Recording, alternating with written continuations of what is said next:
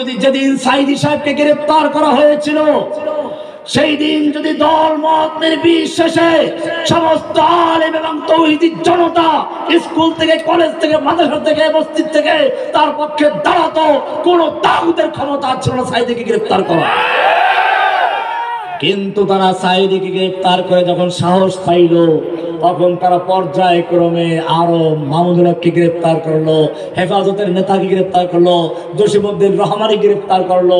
এই সাহসগুলো তাদের বেড়ে গিয়েছিল, ঠিক কিনা?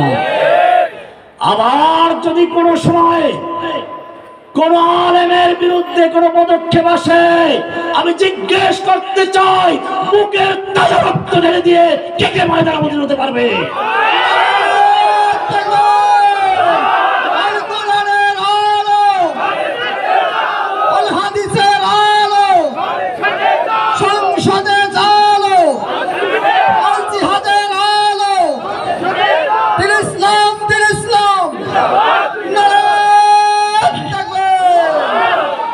আমি আমার বক্তব্যের সমাপনের দিকে এসেছি।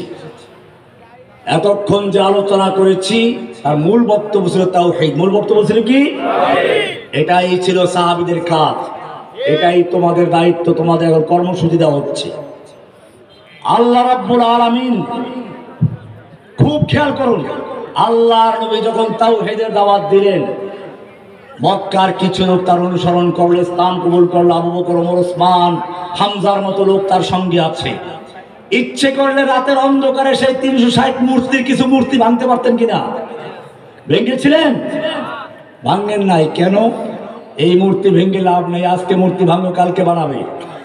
সেজন্য তিনি কর্মসূচি নিলেন, তাওহীদের দাওয়াতের মাধ্যমে মানুষের অন্তরের ভিতরে এমন তাওহীদ বসাতে হবে, মূর্তির প্রতি ঘৃণা ছড়াতে হবে, যাতে করে আমার মূর্তি ভাঙার প্রয়োজন হবে না, ওরা নিজেরা মূর্তির গলায় রশি লাগিয়ে ভেঙে চুরমার করে দেবে, ঠিক কিনা?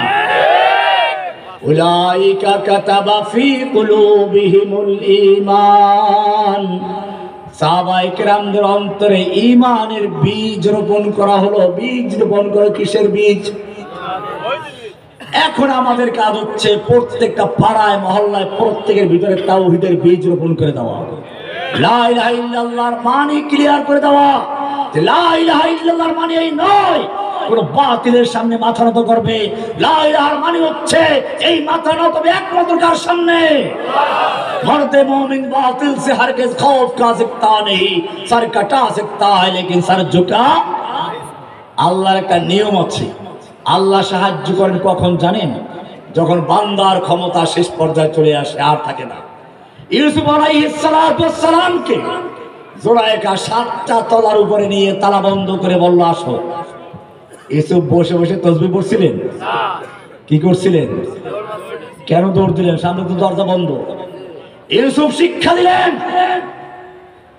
আল্লাহর সাহায্য পাওয়ার জন্য শর্ত হচ্ছে তোমার নিজের ক্ষমতা শেষ করতে হবে। তোমার ক্ষমতা যেখানে শেষ, আল্লাহর সাহায্য সেখান থেকে।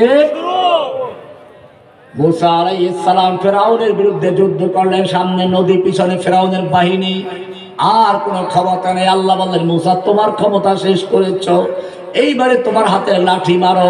সঙ্গে সঙ্গে পানি 2 ভাগ হয়ে গেল, পানি দাঁড়িয়ে রইল। মুসা পার হয়ে চলে গেলেন। সাহায্য করেছেন কে? মিসলে কালিম হো अगर मारे का आजमा कोई आज भी आती है कोहे तूर से बंगला तखफ।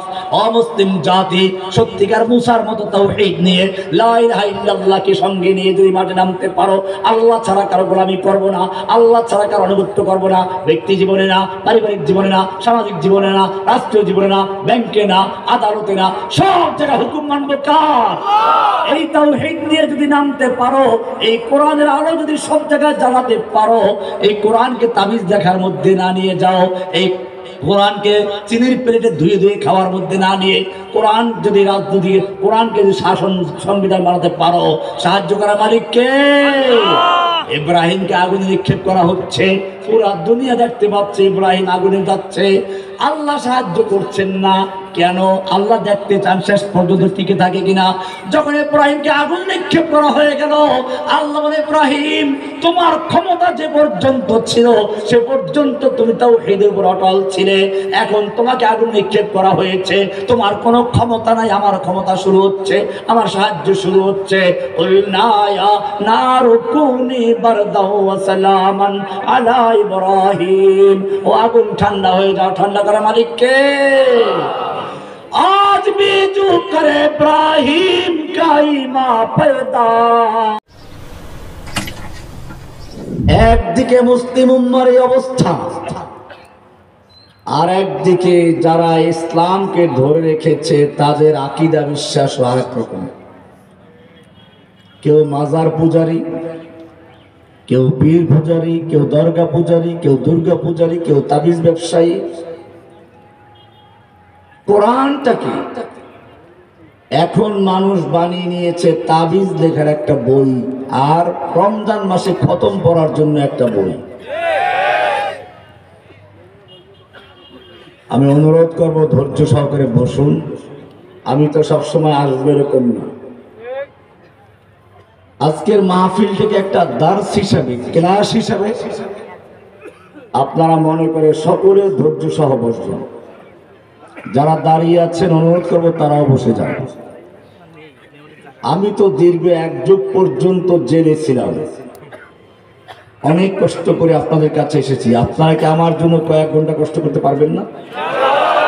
কে কে আছেন মাহফিল শেষ না করে চলে যাবেন? ওয়াজ মাহফিলের শেষ পর্যন্ত থাকবেন এমন কে কে আছেন? লিল্লাহে তাকবীর, মাশাআল্লাহ।